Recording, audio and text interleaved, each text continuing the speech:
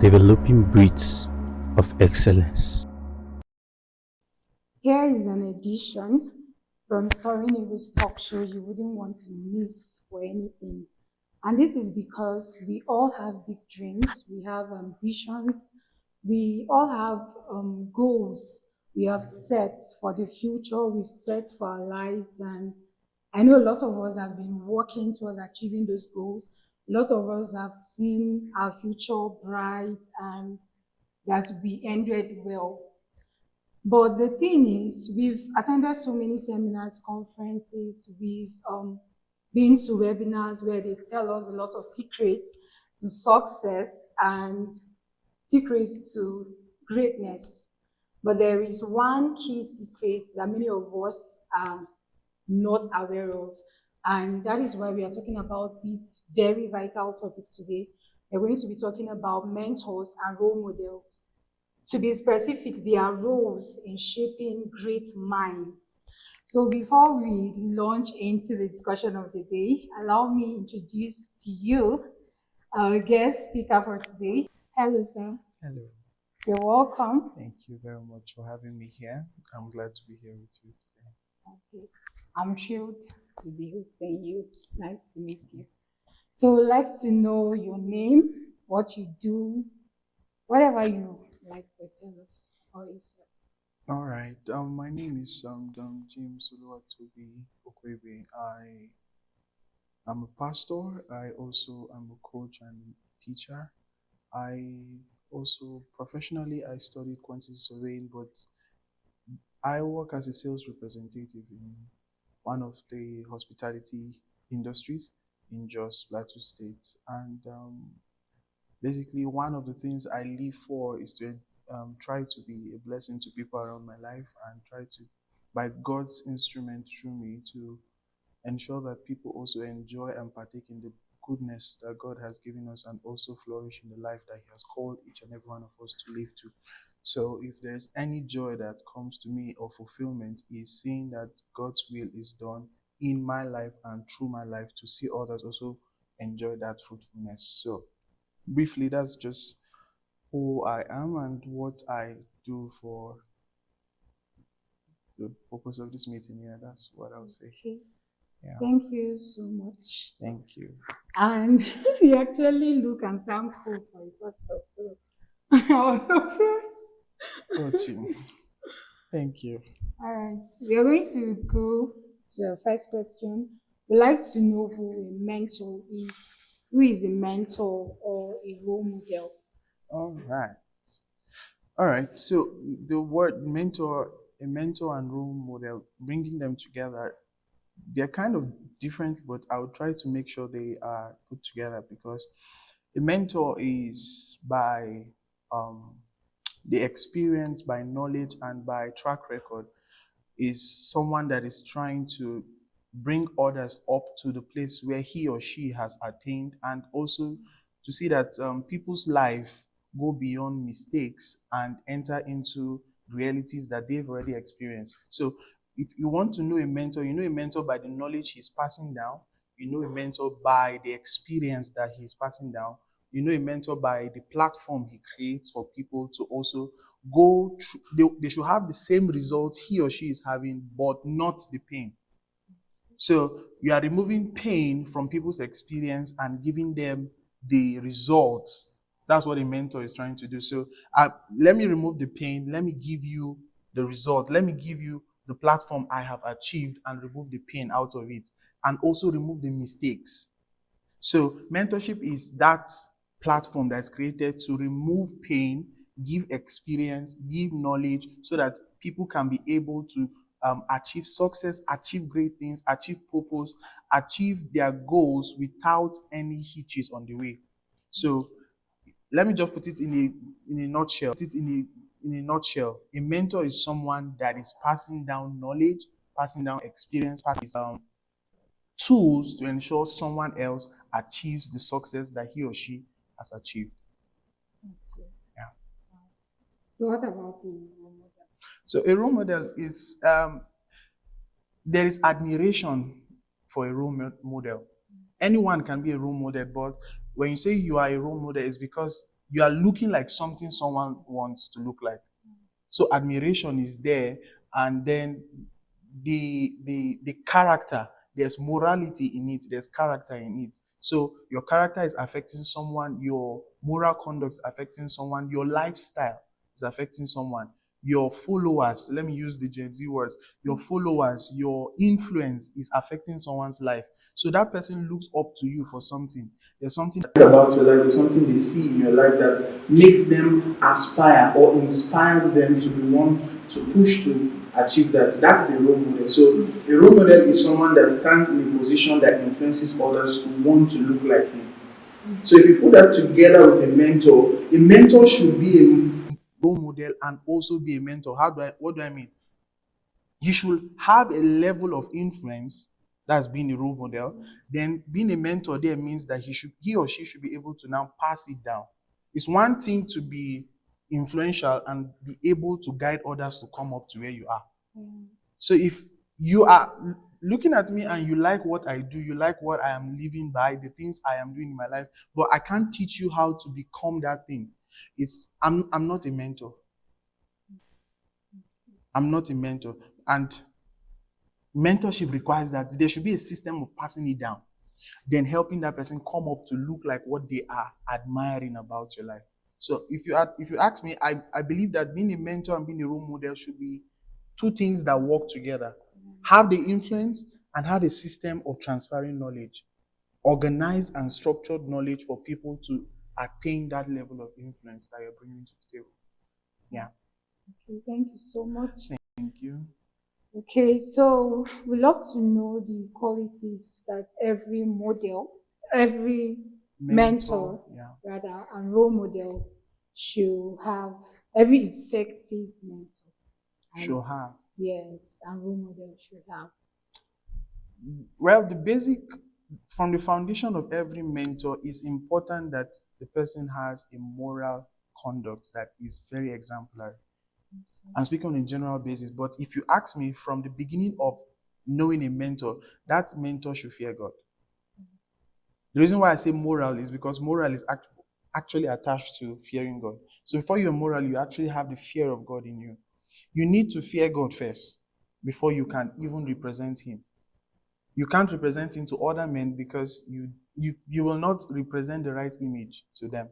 The fear of God is the first quality that gives you the platform to be able to be a blessing to other people. Like Abraham, I'm using the scripture now, like Abraham, being a role model to Isaac is because of the fear of God in him. And there's something that God always commented about Abraham. And he says, he trusted Abraham and even will bless him more because Abraham had a lifestyle of passing down knowledge. Abraham had a lifestyle of transferring his inheritance. And his inheritance was not his wealth, it's not the things that he had. It was simply the covenant he had with God. This is what God has said in the past. This is what God has been telling me before you even came to the scene. So he had a very good system of mentorship. That's why God actually admired and will not stop pushing forth to make sure that Abraham was not just a part of the covenant, but also a fulfillment of his covenant. So the first thing is fear of God. After the fear of God, the second thing is that you must have a level of influence. Influence there is you have that ability to transfer your ideologies without coercion. You avoid the witchcraft, manipulations. As a mentor, you want to be sure that you are not manipulating people to listen to you. You are not cajoling them. You are not forcefully implying your knowledge in people and making them do it. No. There should be a level of influence. People should be able to buy into your knowledge without any coercion. People should be able to ask you questions without you forcing them to ask.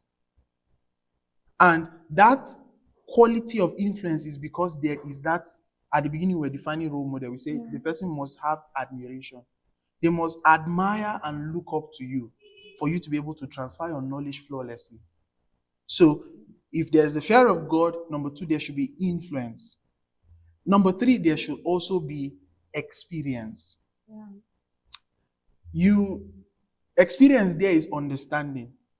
You have understanding of the things that you've gone through, you've looked through because it's one thing to have experience and it's another thing to learn from your experience. They say experience is a good teacher, but that is not true, because you can be experiencing something and die in the process and never live to actually teach about it. So experience there is that you've gone through life, you've experienced things, you've had interactions with life and principles, application, failures, but you have learned from them and put them into systems or principles or laws that people can follow and not make the same mistake. So you have experience. Then you also, number 4, you need a track record, a very good track record. What are the results in your life? What are the success in your life? God looks at the inward part of a man, but men look at the outward part. That means you must have a track record of what are the things, what have you impacted your world with? So those questions will come one way or the other. People will ask questions. People that want to learn from you will ask the questions of what are the things you've done. They want to see the track record. They want to see how many people have experienced this thing that you're coming to teach us. How many people have actually listened to you and actually seen the result in their life. Also, another requirement for a mentor is a good platform to pass knowledge. A good platform to pass knowledge. You don't just mentor people casually or on a general basis. It is structured knowledge that produces results. It is structured knowledge that produces results. So if it is not structured in a way that these people will achieve the result that you're looking for, it is already flawed. A doctor will be a doctor because he has to finish 6 or 7 years in school. And by the time the doctor is done with that process, you are sure that that student should be qualified as a doctor. Same for a lawyer, same for an architect. So all these people have a structured system they have to go through. So it's your duty as a mentor to not just have knowledge, but to actually structure that knowledge in a way that people can follow it. If I take step 1, this is what will happen to me. If I take step 2, this is what will happen to me. And that structure, they can follow it and they can be looking forward to the results that they're expecting. And that should come by every means. Then, if I add any other quality, it will be good communication. We have a generation now that listens in a different way. They don't listen the same way other people will listen to. The generation that we have now want to be sure that you care more than you are instructing. Before you can tell a child today, do this, they want to be sure that they're asking the question in their mind, what gives you the right to instruct me? What gives you the right to tell me to do this? What gives you the right to give me this instruction? You must be able to care enough to be able to guide them. So you must have a good way of communicating to these people. You must have a good way of presenting those knowledge to them that they are able to buy into it and live by it. Live by it. So these are basically few of the qualities I believe that a mentor should have and should be able to communicate these things to the people that he or she is mentoring. Yeah. Okay, thank you so much. Thank you. Too. So I put out a question from the first quality you mentioned. Okay. Yeah, you mentioned being moral and God-fearing. Yes. So we have a lot of people that are outside our faith, and we have people in the faith that are following those people and then looking up to them as mentors. So are we saying that, okay, because they are not God fearing, they are not qualified to be followed by people that share our own faith? Are they not qualified for them to follow? Let me say, probably not in the spiritual aspect, because you can have mentors in different aspects. Yeah, right? that's where I was going to. Yeah, so if it's not spiritual, what about other aspects? Can they have these people as people they can look up to, they can follow? Yeah, so you already started answering the question in a way, because you already said there are different areas that people seek mentorship in. For example, me getting a new job in a new position that I have never worked in before, I need mentorship to be able to excel in that position. My pursuit for mentorship will not be that of spiritual at that point. Yeah. I'm looking for how am I going to be excellent in this new position? What are the work ethics? What are the principles I need to apply to be successful in this position that I am being qualified to serve as? I will not be looking for my pastor to help me at that point. As much as a pastor should help me, right? I'll be seeking a mentor that is in that field currently, serving in that position. But when we say the fear of God, is because we are saying there should be a very good sense of morality in that person. There's a part of mentorship I didn't mention at the beginning that is called impartation. Is that it's not just the knowledge that is passed down that actually enters into the life of the mentee or the protege. It is more than what is said that is received. There is impartation of lifestyle, impartation of ideology, impartation of the whole person that a mentor is. So you want to be careful with who you are receiving mentorship from. If we say you should receive mentorship from everyone, that means because you are a musician means you should listen to someone in the world that's singing worldly music. That is not correct. The only flaw we have now in mentorship is that believers are not going out of their ways to excel in different various areas, but we are focusing on just areas that are in the church. If somebody was there to teach on how or mentor people on music, we will not be looking for a mentor outside. So what I'm trying to say is that people have to, first of all, I'm talking to the mentors now before I come to the mentees. Mentors have to grow up or come out from the church. Not like what I mean by come out, not mean leave the church. I mean they should be in the church. In every field, a mentor is born there. And there are different people in church that are serving in different fields. That's why God has sent us into different mountains of society, different spheres of society, so that we can be able to sit on those mountains from education to family to entertainment and be able to legislate by God's ordinance and bring men into that place. So if we are in those mountains, we should not be looking for mentors in the world. We are in this world, but we are not of this world. If we dare try to start subscribing to those things, we will not just be receiving knowledge, because someone is tempted to say, if I hear what they are saying, I can sieve it. I know which one is good. But there is the impartation part. There are many gospel musicians that started from church, but started singing worldly music. What were they listening to? Who was mentoring them? So we run at a very detrimental place if we say listening to pastor on spiritual matters, listening to this person in the world on mental development, listening to this person. We are running at a loss in that place, because people can listen to everything now, and they don't have the right spiritual stature to be able to sieve these things, remove the weeds, remove all the unwanted things, and receive that which is needed. And then they will now not be able to stand under covering to withstand the impartation that comes from these things. Music has its way of imparting you. Knowledge has its way of impacting you.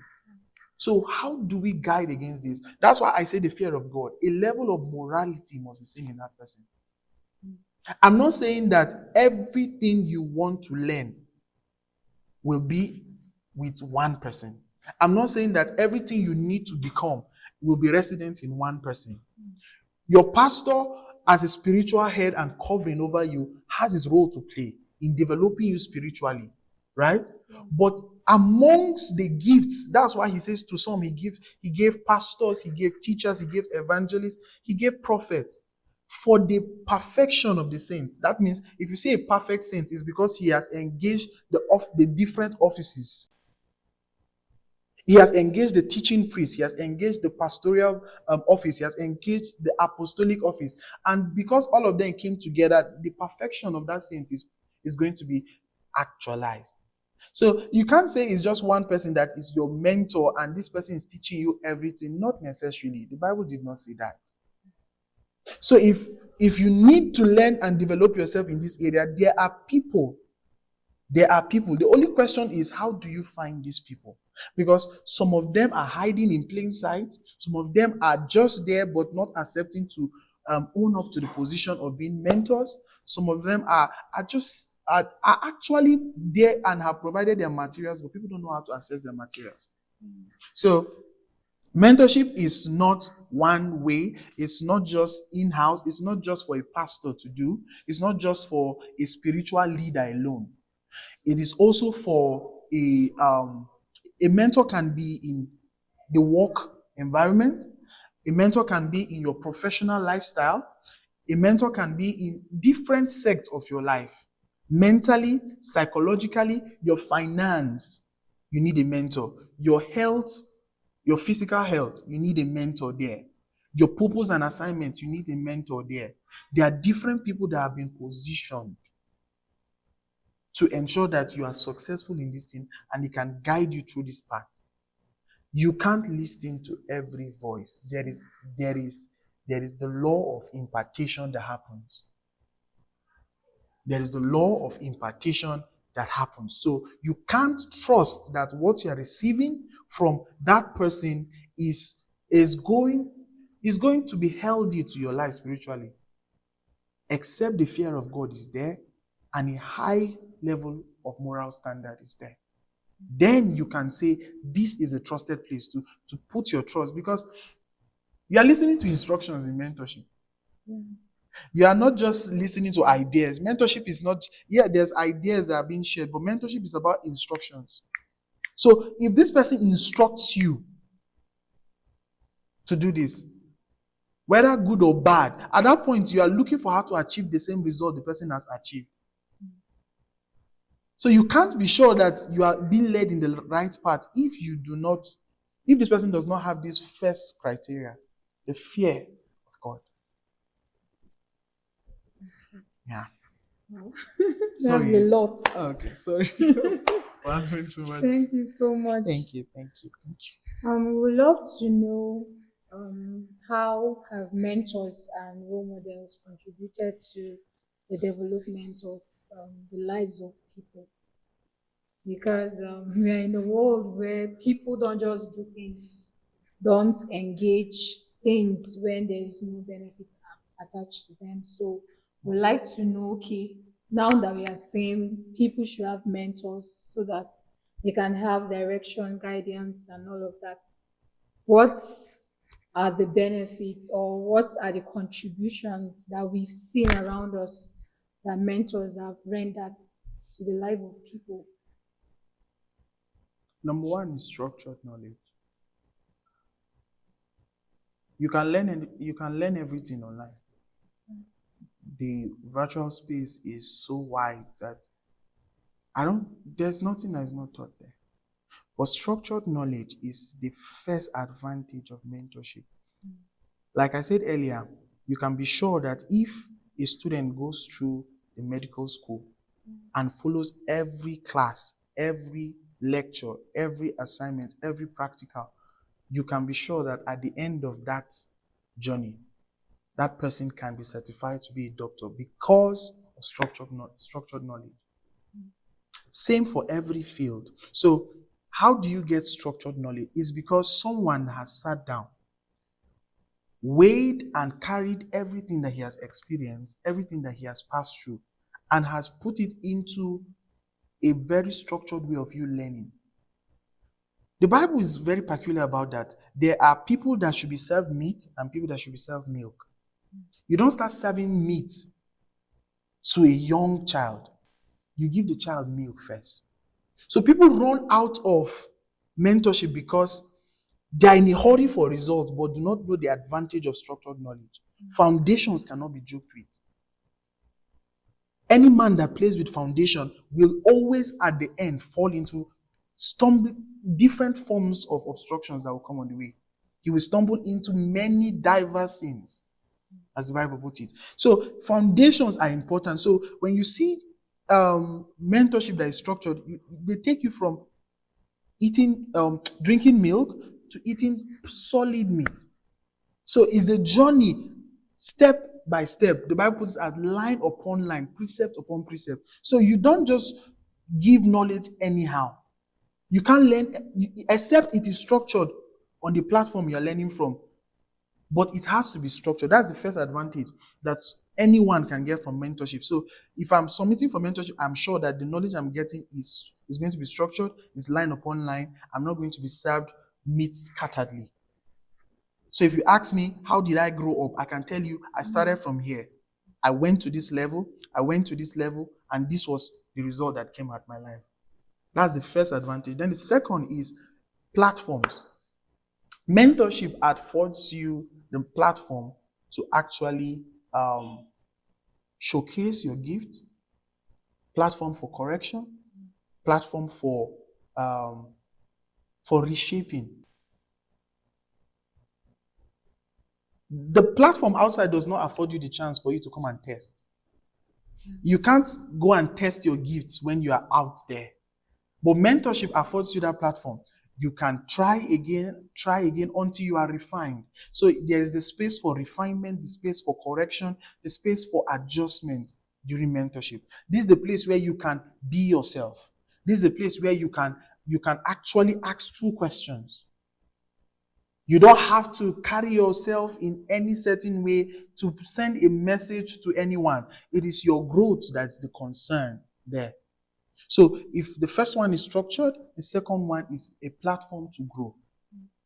You get a platform to grow, not just to grow, a platform to actually increase.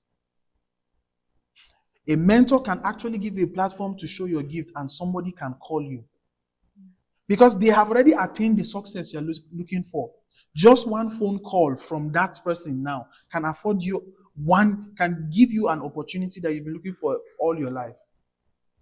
Just one phone call, one meeting, one discussion, one referral can give you everything you're looking for in your life. So it is upon the shoulders of mentors that we rise. It's upon the shoulders of leaders that we rise. By the time you have a mentor, it's easy to grow. It's easy to fly. So first one is structure. Second one is that it affords you platform to grow. So if you are growing there, you know that confidence is going to be there. You can't be afraid of the crowd when you've been refined by a certified mentor. Imagine, for example, a mentor that has been speaking for years and speaks on huge platforms, and he's the one mentoring you. If he says you are good, you are good. No matter what people say when you are even giving your own speech or you are talking somewhere, because this man is recognized round or this woman is recognized all over the world, because he or she said you are good, is enough for you to give you the level of confidence. It builds your awareness, your self-worth, which is something that many people are looking for. The identity crisis, the crisis that happens in our mind where we're asking questions: who am I? What am I doing? Why am I here? Why am I slow in life? Mentorship affords you that opportunity to be able to go through that phase and come out with boldness, confidence, and a good, healthy self-worth. So another thing is that it benefits you. Mentorship removes pain. It removes pain. There are many things you would have gone past if you simply had just submitted yourself to mentorship. If somebody had told you this way is wrong, it would have saved you the pain that you feel so much. If someone had told you that this journey you are about to take is going to cause you this pain, maybe you will have been wiser. Maybe you will have been more discerning to know that I should not go this way. I should not take these steps. So many mistakes, downfall, pain that men or women feel is because they refuse to submit to mentorship. They refuse to submit to mentorship. Another benefit of mentorship for a mentee is that he gets tools freely. There are things that people will pay for that you did not have to pay for. And I'm saying that from experience because There are many things I would have paid for that I did not have to pay for, because by service and by my honor to my mentor, I was giving those things freely. Access to tools, access to opportunities, access to people that could be a blessing to me. I didn't have to ask for that, but because I submitted myself to mentorship, who certifies you in this world matters. The person that speaks about you matters in this world. So we grow. Our seasons are changing just by the kind of people that we have in our life. My seasons have changed just by who came into my life, who taught me, who guided me, who mentored me. And that has been a very progressive situation in my life. So that was because I submitted myself to mentors. So it gave me the success, it gave me the tools I needed to grow, the tools I needed to be successful, the tools I needed to master my gift. There's nothing new under the sun, the Bible says, but there are people that have traveled this journey before you. There are people that have gone before you. Your job is to find those people and then submit to learn from them. There is no time. I don't know how to emphasize this. There is no time to say, I want to start finding the things again from the beginning. If you dare want to travel that path, it's going to take you so long, and you might likely not find them. So ease and progress comes because people find mentors to learn from. The journey, you can simply, since I've been using medicine, let me use medicine. You can sit at home and read those textbooks and actually one day try to be a doctor. And I choose my words carefully. Try to be a doctor. Because all you will at the end become is a herbal doctor, because you did not go through the school. So what made you certified is because some people sat you down and said, this is the right part of the book to read. This part is not so serious. This part, make sure you practice it. This is what makes you a certified doctor. And at the end, if you've done it well, we will now certify you and say you are a certified doctor. You can't jump through this class in life. So every door that opens to you is because there was someone there. There are gatekeepers in this life. There are watchmen in this world. You have to go through one watchman to open the door. So to open that door, those people are it's another term we're using to call mentors now.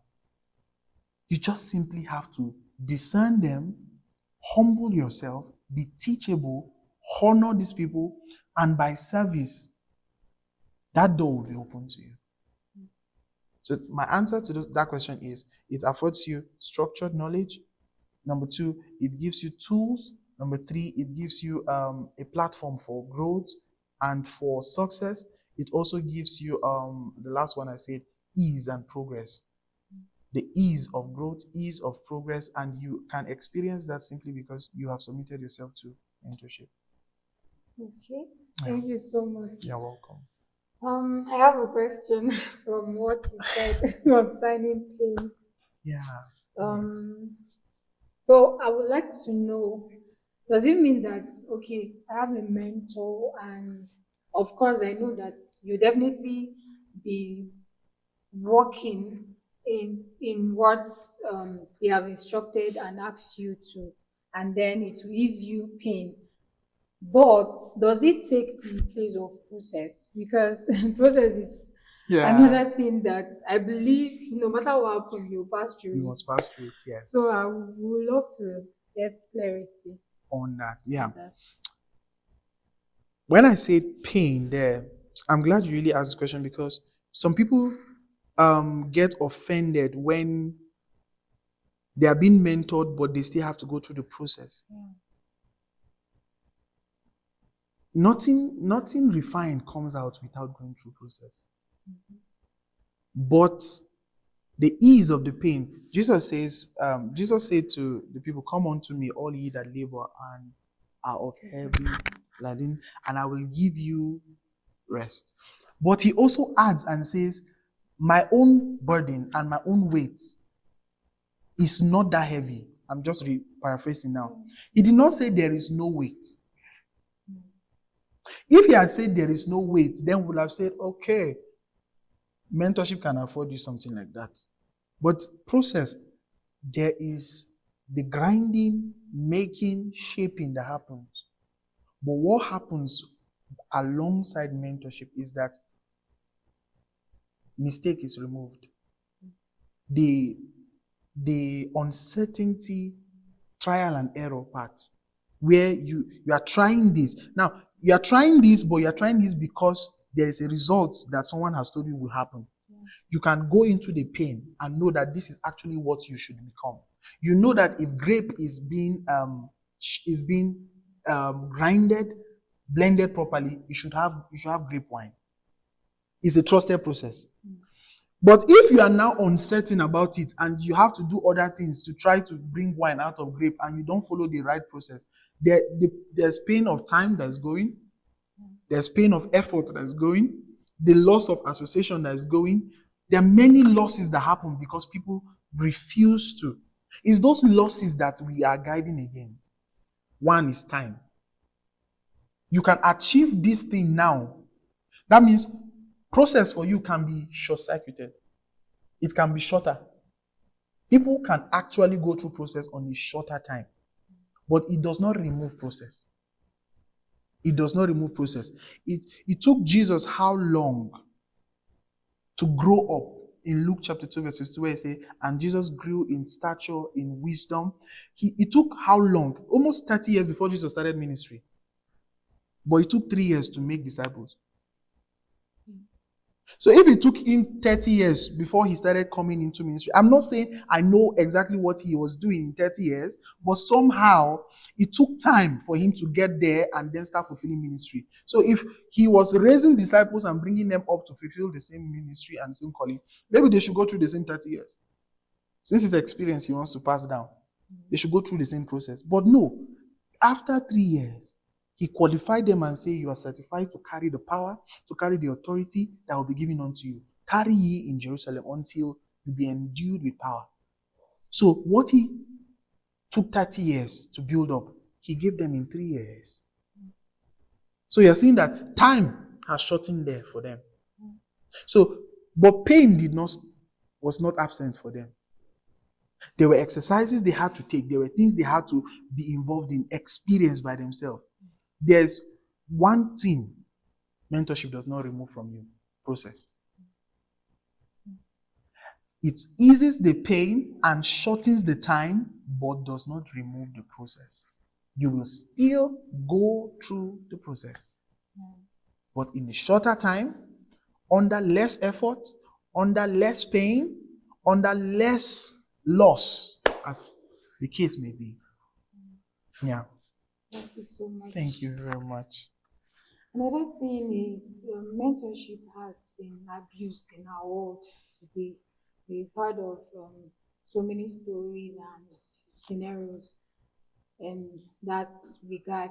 So I would love to know, or we would love to know, how one can be able to build a healthy relationship, a healthy mentorship relationship. Bishop David Oyedepo said something, that mentorship is by readership, and it's a quote that stayed with me for life. There are different ways you can be mentored. Yeah. But it's important that there is the physical mentorship. So if you are being mentored by materials, by platforms, it's kind of safe, but it's not safe. Because the uncertainty in being mentored from afar is that you don't have close contact with the person to be able to actually prove what they are saying. There are many books in this world.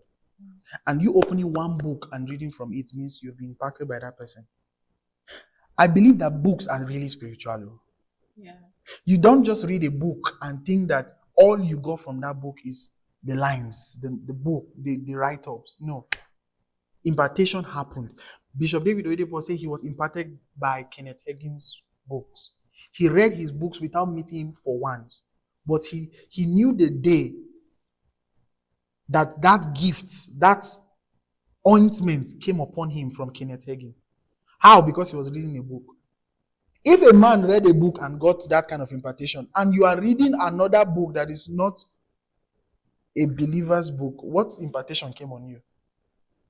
There are many things we are dealing with in this world that we are trying to find the source of it, but the source of every sin and corruption that's happening now is all around us. One video is enough. Words, we are made by words. What you listen to, what you are hearing, what you are looking at is making you every day. So you can't joke with that system. I'm talking about the system now when the person is not close first and trying to put how to maintain and make sure you are secured in that place. You have to know the author or know the source of that knowledge, please. You don't read every book. You don't read you don't consume every material. Every material is not that it is not healthy.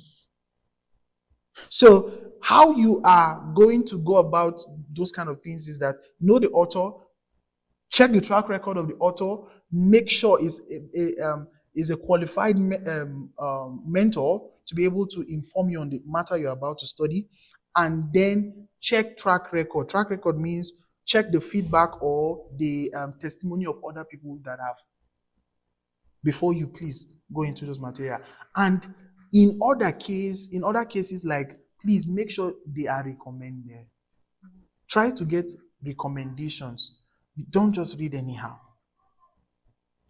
But now, if you have a physical relationship and you are trying to relate with a mentor physically, how do you do that cautiously or build a good relationship with that person? Please and please. Attention breeds affection. Be careful. I don't know how to say this, but I'm saying it and I hope it's coming clear. Be careful with the relationship you build with your mentor. Many people have fallen into ungodly relationship with their mentors because they did not know how to define it. The purpose of that relationship is for learning, growth, development. It's not for any other thing. It's not for any other thing. It's not where your feelings should be discussed. It's not where your secret ambitions or secret desires should be discussed. There are places where that should be discussed. There's a place where you should be only vulnerable in. Number two, it is advisable, and when I say advisable, is because there are things we can no longer help. If you are a lady, please get mentorship from a woman. If you are a man, get mentorship from a man. As little as this thing sounds, you feel like you can listen to everybody and be safe. Listen. It's even better you hear it from your gender because you can relate more and see the experiences faster than when you are learning from the opposite sex or the opposite gender. Sorry. So, in that kind of relationship, if you are now caught up in the position where you are learning from someone that is not your gender or all that, is very good that you define the relationship. If you're a young lady trying to be mentored by a man, please ensure that he is married. And please, I hope I'm not just suggesting now. I'm saying this out of track record. A mentor wants you to be safe. A mentor wants you to succeed. A mentor wants you to be emotionally secured. So in that case, they should provide a platform or the environment that makes for that. Any environment that makes for any other kind of message should be contrary and should be dealt with separately. You have to know the mentor you are listening to and relate with that mentor based on mentorship. Ask questions and be able to relate with that mentor. So how do you build that kind of relationship? The relationship should be defined. One, that means define what is my role, and what am I learning from you? What have I come to gain from you? Number two, define environment. Environment or the channel for mentorship should be defined. Physical access should be very minimal for a mentor, especially a young mentor. Physical access should be minimal. So define the environment. Number three, please define context. Context means what should be said and what should not be said. What should be given and what should not be given. You don't just give everything. You don't just say everything. You don't just discharge everything because you feel you're a mentor. A mentor must be able to communicate properly and must be able to say the right words. This is a destiny. This is someone's life you're building. You don't say anything carelessly because you feel like you can or you have the privilege or the power. You don't use authority to shut that person. Then the right level of authority is also required. Avoid manipulation. Avoid witchcraft. Any form of witchcraft, any form of manipulation should be avoided completely. That means if someone is forcefully engaging in mentorship, it is not a good place to stay. Mentorship should be by ambition, by admiration and influence. There should be admiration, there should be a level of influence, that's authority that the person has, and the person should be able to mentor you in a good environment, with a good context and good understanding. So, with these few things, I believe that if you're building a relationship with someone that you feel the person should mentor you, it's good. Yes, this person has something you want to learn. Make sure you define the environment. Make sure you define the knowledge you are there to gain. Make sure you define the context of what the person can and cannot do. And then I believe that with caution like that, mentorship can be done properly and we avoid all those hitches and troubles that come with mentorship. But mentorship cannot be neglected. No. Yeah. Cannot be neglected. Thank you. Thank you very much. So let's talk about accountability in mentorship. How important is accountability in a mentorship relationship? I feel like this question came from where I was speaking about what you tell a mentor, what a mentor should have access to. Yeah. Okay, but yes, accountability, as I said earlier, you know what you came to learn. Yeah. Accountability should be in that area. Trespassing beyond what is the area of mentorship is already a problem. See, there are particular people in your life that should never be negotiated. Your family, authority, your family as an authority over you, right? Is one. Your spiritual authority, a pastor or a spiritual leader over you. Then you can start talking about mentors. Yeah. If the family own is checked, and then the spiritual leader, for those that don't have, the reason why I make sure these two are above you is so that you can know the difference. But those that have healthy family should understand that there's still need for a spiritual leader over them. Sometimes the dad or the father should actually play that role. But in case where that is not possible and that is not working, there should be a spiritual leader, either a pastor, a teacher, a spiritual covering over you. Because there are level of access every one of them should have to your life. Yeah. There's a level of access family should have to your life. There's a level of access the spiritual leader should have to your life. And a mentor should have a certain level of access. The mentor's level of access should be targeted or in channel to what he or she is learning from that mentor. If I came to acquire skill in communication, our accountability system should be in communication. Should stop there. When it starts entering into how I feel, how I look, what goes on in my mind, you are trespassing. Yeah. You might start breeding another kind of relationship that you don't want to have.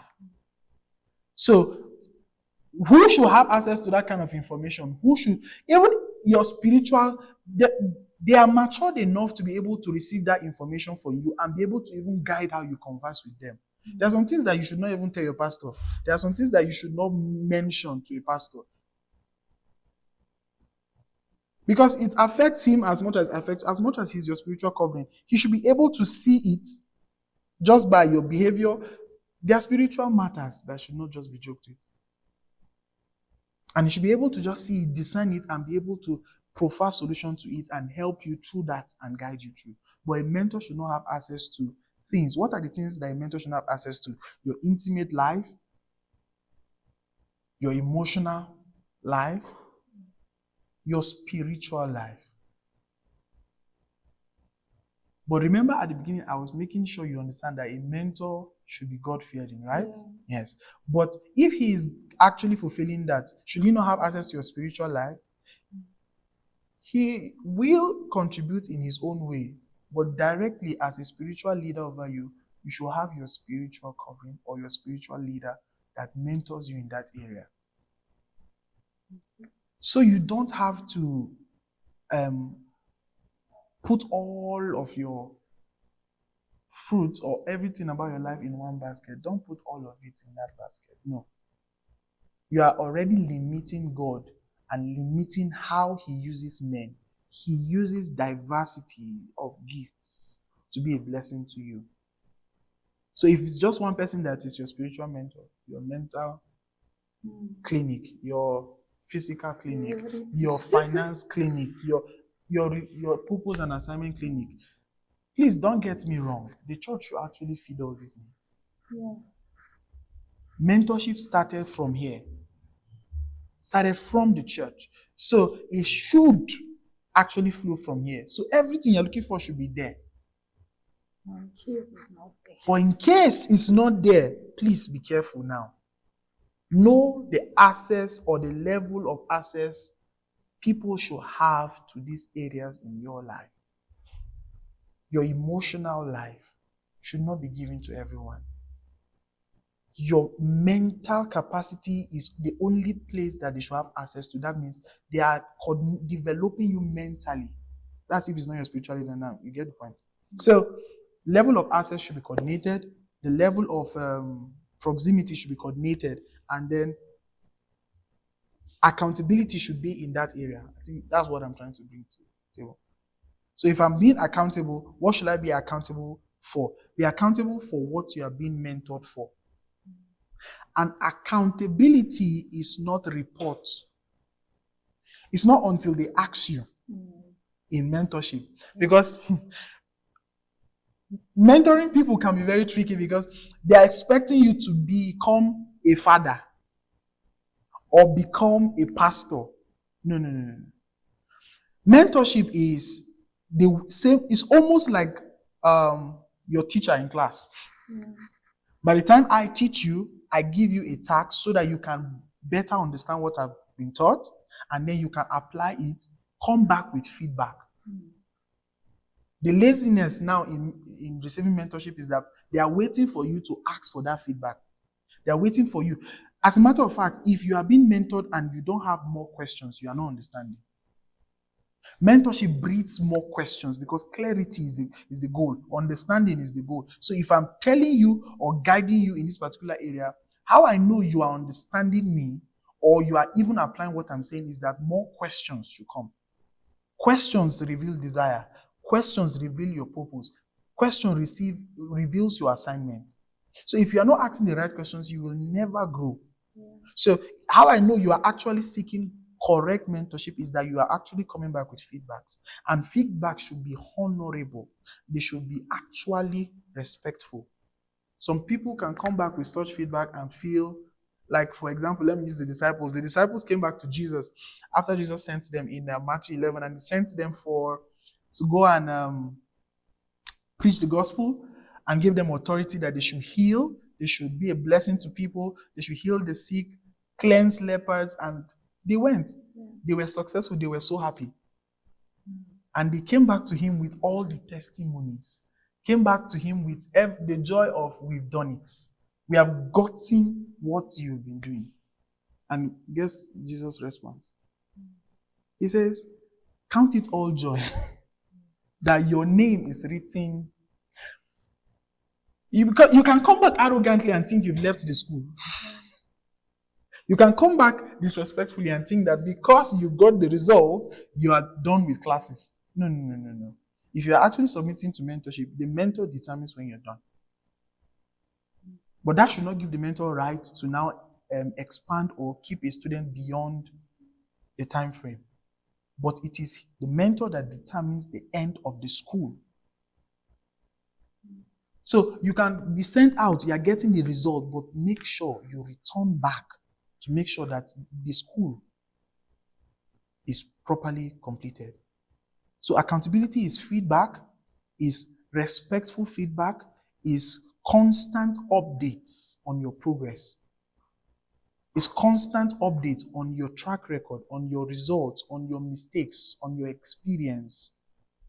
And those experiences what informs the mentor that this person has gotten it or not. And this is the next step to take. If there's no accurate feedback, the mentor is stranded. The mentor does not know the next step to take. So you can see a mentor that can be on one topic for years. And actually, maybe the student has gotten it, but the student does not know how to be accountable. So one of the first things I advise mentors to do is that start by telling or teaching the mentee how to be accountable. This is how to respond to me. This is how. Anything you've not taught, you cannot expect back. Anything you've not given or disciplined the student to learn, don't expect it at all. The student will not even do it in any way. So teach the student, teach the mentee how to be accountable and expect it back. This is how you talk. This is how you should report back. This is the time frame for assignment. This is the time frame for application. Make sure you report back after this time. If you have any challenge, report back. If you have this discomfort, let me know. That's how accountability should be. One last point. Accountability is two ways. It's from the mentee to the mentor and the mentor to the mentee. The mentor's accountability to the mentee is to be actually plain about the result or the track that student is going on. You should be able to tell a student that you are in class A, you are in class B, you are in class C. What I mean by that is that you don't leave a student wondering if he is actually making progress. It's frustrating. It's very frustrating for a mentee to be learning under you and he feels like this is an unending class. That means you will never allow for that. When they start to feel like that, they feel like you don't want them to progress or you don't want them to grow or you don't want them to shine. It's actually a good desire. It's actually right for a mentee to feel that way. Because the mistake is on the mentor's part. He's not accountable to enlighten that mentee as to the process he's taking. You have just accomplished this. There should be good way of encouraging the mentee, a good way of comforting the mentee. That's the accountability of the mentor now. You have achieved this. This is success. This is good. Words of affirmation. That's accountability for. Not a mentor that he just shuts up, immediately submits, you bring feedback, the mentor just keeps quiet and say, okay. No. There should be a system of encouragement. That's reward. I think that's the right word. Accountability back is reward. You should be able to reward the mentee for every success achieved. Everything, not only correction. It's not only correction that you should be dashing out. There should be reward, there should be affirmation, there should be lifting, comfort. So that mentee can know that he or she is making progress. So it's a two-way road. Accountability from the mentee to the mentor and mentor to the mentee. There are many other things that a mentor should be accountable about to it. But this is the short way of saying both ways should be very accountable to each other. Thank you so much. Thank you too. Okay, so now how can an individual that has been looking for a mentor find one? Because from all we've discussed or from all you've said, you cannot just wake up one morning, just see someone that you admire in a day and then you pick the person. You have to really check recommendations and then just make sure you are going to the you are entering into the right hands. So, can you tell us how the person can go about Finding getting men. mentors? Well, my first way of finding mentors is know what you want first. Yeah. Know what you want to learn, what you want to become, what you want to be, what you want to achieve. So that will mean that you've already seen something that you like and something that you know, right? But a real mentor will tell you the truth that you don't come for mentorship because of what you like. Okay. You come because you're actually clueless of where you're going. You're actually clueless as to where this path leads. Okay. It's after that kind of season that you now start looking for higher levels of mentorship, because now you know where you're going to, then you now start looking for diverse gifts to fit in. But at the beginning of mentorship, so the first thing, you have to know what you want. And because you are looking for what you want, the best place to start finding mentorship first is around you. God has placed people that can mentor you. Their job is to enlighten you to see first. Yeah. The first kind of people, that's why I mentioned your family. But if it is not right, the church. Please do not take for granted the gathering of believers. It is given to men because their perfection is inside there. It is from there that your eyes is open to know that this is where I'm going to, this is where I'm going to, this is where I'm going to. Then you can now start searching for role models in those areas. When you're searching for role models, you might not be able to access them plainly. So you can access them through their material, you can access them through their platforms, and because you found somebody doing the thing that God has called you to, or you feel like this is where you're going to in life, does not mean that that person has not trained somebody that is closest to you. Spiritually, we call it your tribe, your spiritual tribe. You can find someone in your spiritual tribe that is closest to you that can actually take you through that journey. We keep looking so far that we don't see that there's somebody close by that can actually guide us there. Even though they're looking small, as long as they are in that stream and have been mentored by that same person, you can be sure that that journey you're about to undertake under that person will lead you there. It will actually lead you there. There are spiritual matters that you can't joke with. So by the time you search, you find, you should be able to search. When you search, you will find people that are close by, people that are not so far away. And when you find them, please, the problem that we used to have is, how do I submit to mentorship more? Sir? Yeah. It's not finding them. It's what do I do next? This man looks like someone that will teach me. What do I do next? I was in that situation years back, and I didn't know how to approach for mentorship with someone. And he's a well-to-do man, and he was doing well. He was in Jos, and he had a track record that I really wanted to live by. I wanted to really follow. What do I do to get this man's attention? I sent a letter to him. Sir, please, I want to learn from you, sir. I want to be your mentee. Is there any way I can submit under mentorship? I didn't know that was pride to him. I didn't know that meant pride to him, because I was humbly looking for how to get access to it, and I thought letter will reach you, because I tried one way to meet him, but his protocol systems did not allow me. I tried service, which is when he organizes any event, I'll try to volunteer, I'll try to be there, I'll try to contribute in my own way to anything. But he still did not give me attention. Until one particular day where he was teaching and just talking and mentoring, and I was listening. And he says, if you want to learn from me, how come you did not see the usher that has been protocoling me for years close to the door? To learn from him. It dawned on me, because this guy knows him. If I simply walk with him, maybe one day this same person will even carry me. And do you understand? So mentorship is actually easy if people know how to submit to mentorship. You are looking for the big prize that the people that can do the job are closest to you. For example, with Daddy Kumuyi now, I want to learn his lifestyle. I want to learn what he's doing. I want to live the lifestyle he's living.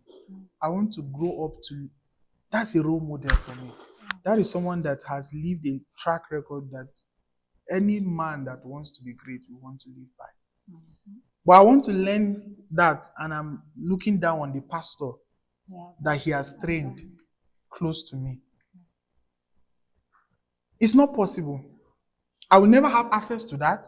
As much as I read his book, I will be more blessed by learning from someone that has learned from him.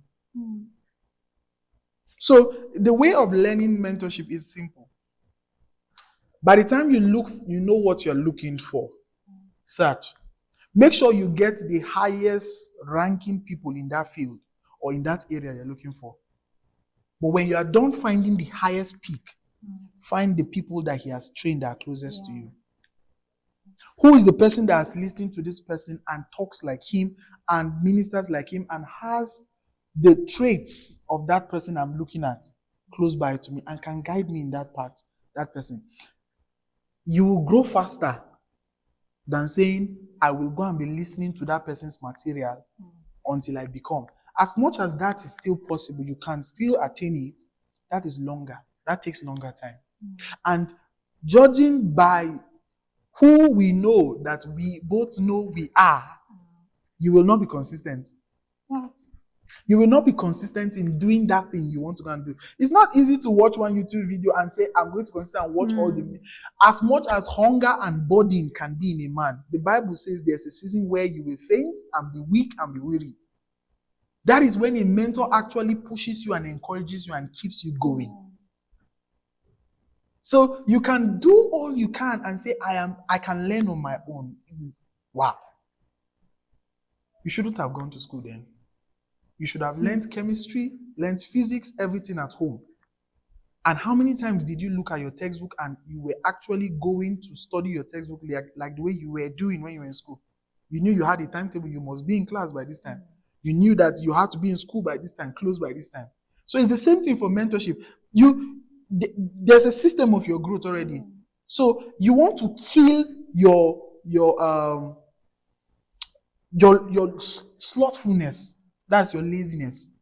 You want to kill your preference, kill your own timing. I want to do this by your time. There are many things that can stop you from progressing. Procrastination is there.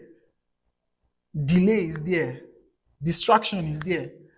So what a mentor is doing there is that he's going to make sure that you keep going until you get there. So by the time you know what you want, find the top notch, the top ranking people in that area. After you found them, then find people that are in that stream and submit yourself to them. When it's time to submit, you need to practice, or you need 4 things to have in your life. Number 1 is discernment. So discernment is that you have the right questions and you are able to see and tell. You can't honor without discernment. That's why discernment is first. So honor is like you've discerned it and you are celebrating what you've seen and you are rewarding it. So by the time you've seen and you can testify that this is what is here, then honor it. Honor by substance, honor by attention, honor by giving, honor by your words. If you hold them in high esteem, they will be open to teach you and guide you. Don't speak casually about your mentor. Even if you are done learning from that mentor, because part of what you know came from that person, please never speak wrongly about a mentor. You are part of, you don't insult the throne that you are planning to sit on. The day you sit on it, the course is there already. You will still live in it. So honor, discernment, honor. Number 3 is service. Service. Please serve. The fastest way to get anything in this world is through service. Impartation, graces, knowledge, you are serving. Reward, influence, favor comes by service. And lastly, humility. A teachable man, a meek man or woman will be taught by anyone. You just simply have to have the character of humility. You know too much doesn't mean you should lift yourself. Humble yourself to learn, humble yourself to grow, humble yourself to be enlightened the more. There's one quote I will always say everywhere, and it has stuck to me for years, is that there is one quality in a man that can take him anywhere, which is the quality of learning. A man that is open to learning can enter anywhere and succeed. As long as you have this trait that you are ready to learn and want to learn, you can enter anywhere, be successful, and make impact in anything. So this is my way of saying you need mentors. And mentors also need you. Yeah. So thank you very Thank much. you so much, sir. So you're looking for structured knowledge, a platform to grow and learn, and then you're looking for guidance in life, then mentorship is what you need. Please share with us what you've learned in this edition in the comments. God bless you.